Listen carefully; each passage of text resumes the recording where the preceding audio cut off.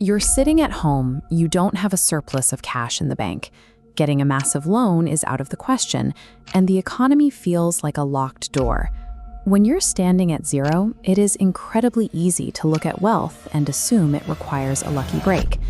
But let's rewind to 1930s Great Depression. Markets collapsed, accounts vanished, and millions wore signs just to ask for an interview. Right in the middle of that crisis, surrounded by breadlines, an author named F.C. Miniker wrote a book called 1,000 Ways to Make $1,000. He proposed a radical idea. Generating income is not a game of chance. Miniker didn't just speculate. He documented 1,000 different ways people were actually pulling themselves out of debt. By analyzing these case studies, he argued that income wasn't a sudden windfall, but a process, one that could be broken down into repeatable steps. So if we strip away the myth of luck and the hurdle of needing huge upfront capital, what is the exact step-by-step anatomy of building an income from absolute zero? The first rule is dead simple. Where there is a problem, there is a business. The average person encounters friction and complains about it. The entrepreneur looks at that exact same friction and asks, who will pay for this fix? Take Phanindra Sama in 2005. He was deeply frustrated because he couldn't get a physical bus ticket home for Diwali. Instead of just accepting the inconvenience, he digitized the entire offline booking system, built Redbus from scratch, and eventually sold it for millions. The irritation was the blueprint. You can apply this at a micro level in your own neighborhood. Imagine an elderly neighbor who struggles to use digital payments or make video calls. That is real friction. Teaching them those basic tools for a small monthly fee is a business built on zero investment. This chart shows a common mistake when starting out. Look at the top path. Many people spend months building a product in isolation, launch it to the public, and discover no one wants to buy it. They burn time and energy on a guess. Now look at the bottom path. Say you want to start a local meal delivery service. Do not rent a commercial kitchen first. Text 10 friends and offer to deliver their lunch for a week. If 5 of them say yes and hand over the cash, your idea is validated. Now you can buy the ingredients. This graph highlights the structural limit of traditional employment.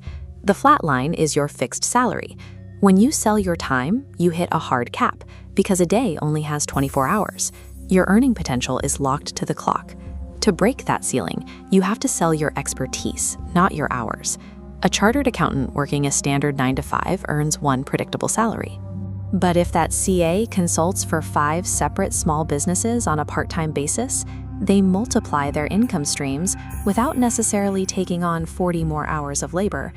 You don't need a specialized degree to do this. Whether building an Excel spreadsheet, designing a Canva presentation, or writing AI prompts, you hold a skill that many others lack. You know something your client doesn't. The secret is starting micro while planning macro. A home baker doesn't begin with a commercial storefront. They bake one cake for a friend's birthday. They leverage that success into an Instagram page, which eventually allows them to handle massive corporate catering orders. Scaling wealth in this model is about packaging what you already know into a format that can serve multiple people simultaneously. Once you have momentum, you hit a critical mechanic in business: retention. Finding a brand new customer requires much more energy than selling to someone who has already trusted you with their money. Think about a house painter. The amateur finishes the walls, takes the check, and vanishes. The professional puts a note in their calendar and calls that exact same client 6 months later, right after monsoon season, to inspect the walls for dampness. That proactive check-in creates the next job. This reveals the ultimate rule for longevity. When you focus on creating measurable value for the person across from you, you will never have to beg someone to meet your price. Consider 2 freelance video editors.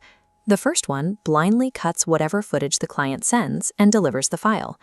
The second one delivers the edit, but also provides 2 custom thumbnail concepts and suggests trimming a segment to boost audience retention. That second editor will consistently earn more. Clients do not pay for raw labor. They pay to make their own lives easier, and whoever removes the largest amount of friction from the room commands the highest price. When we look at this entire system, The focus shifts away from waiting for external funding. From Miniker's perspective, the path to that first $1,000 is built by identifying a gap and applying a specific skill to close it. The men standing on this street in 1930 were dealing with massive unemployment and vanishing credit. Today's challenges, like inflation or shifting industries, are real, but the core choice remains the same. Miniker's work suggests a specific relationship with wealth.